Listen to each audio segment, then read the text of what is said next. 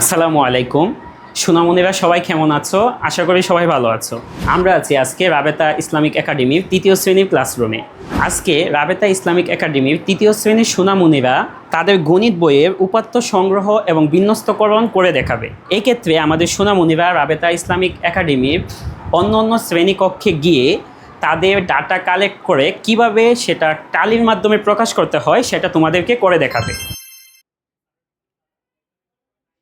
আমাদের তৃতীয় শ্রেণীর শিক্ষার্থীরা তাদের নার্সারি ক্লাসরুমে যাবে এবং তাদের উপাত্ত সংগ্রহ করে দেখাবে। এ পর্যায়ে তৃতীয় শ্রেণীর সুনামুনিরা উপাত্ত সংগ্রহ করে দেখাবে। সবাই উপাত্ত সংগ্রহ করা শুরু করে দাও।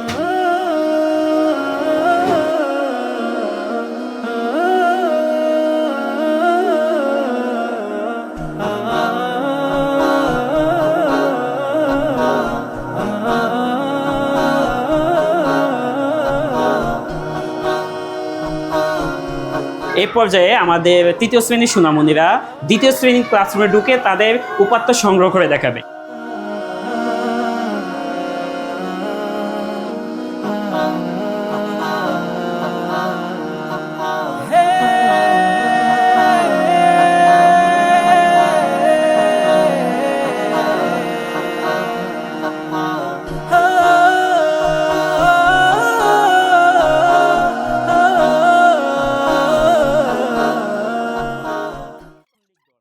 সুনামুনিরা এ পর্যায়ে আমাদের উপাত্ত সংগ্রহ করার কাজ শেষ হলো। এ পর্যায়ে আমরা উপাত্ত বিন্যস্তকরণ কিভাবে করতে হয় এবং টালির মাধ্যমে সেটা কিভাবে প্রকাশ করতে হয় সেটা আমরা আমাদের সুনামুনিদের থেকে দেখে নিব।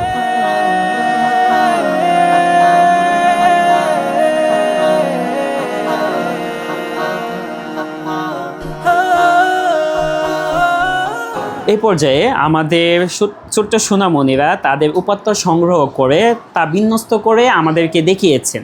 আমরা দেখি যে আমাদের সুনামনিরা তাদের নার্সারি ক্লাসরুমে আজকে উপস্থিত স্টুডেন্টের সংখ্যা পেয়েছে 22 জন। প্রথম শ্রেণীতে উপস্থিত সংখ্যা পেয়েছে 18 জন। দ্বিতীয় শ্রেণীতে উপস্থিত সংখ্যা পেয়েছে 19 জন। তৃতীয় শ্রেণীতে উপস্থিত সংখ্যা পেয়েছে 16 জন এবং চতুর্থ শ্রেণীতে উপস্থিত সংখ্যা পেয়েছে 8 জন। তার মানে আমাদের আজকে একাডেমিতে মোট উপস্থিত স্টুডেন্টের সংখ্যা হলো 82 জন। আমাদের উক্ত সংখ্যাকে কিভাবে টালির মাধ্যমে প্রকাশ করতে হয় সেটা আমাদের একজন সুনামুনি করে দেখিয়েছেন। দেখেন এখানে আমাদের নার্সারি ক্লাসরুমে যে 22 জন স্টুডেন্ট আজকে উপস্থিত হয়েছে সংখ্যা রেখার মাধ্যমে আমাদের স্টুডেন্ট সেটা দেখিয়েছে। প্রথম 4টি রেখা দ্বারা 4 বোঝায় এবং এই পাশে যে আরভাবে আরেকটি রেখা দেওয়া আছে এটা দ্বারা আরেক বোঝায়। তার মানে 5টিকে 5 দলে বিভক্ত করে আমরা 22 সংখ্যাটাকে প্রকাশ করেছি। এইভাবে আমরা 18 সংখ্যাটাকে দলে বিভক্ত করে রেখা চিহ্নের মাধ্যমে দেখিয়েছি। 19 সংখ্যাটাকে রেখা চিহ্নের মাধ্যমে দেখিয়েছি। 16 সংখ্যাটিকেও রেখা চিহ্নের মাধ্যমে দেখিয়েছি। 8 সংখ্যাটিকে রেখা চিহ্নের মাধ্যমে দেখিয়ে আমরা আমাদের টালি চিহ্নের কাজগুলো আজকে শেষ করেছি। ধন্যবাদ সবাইকে।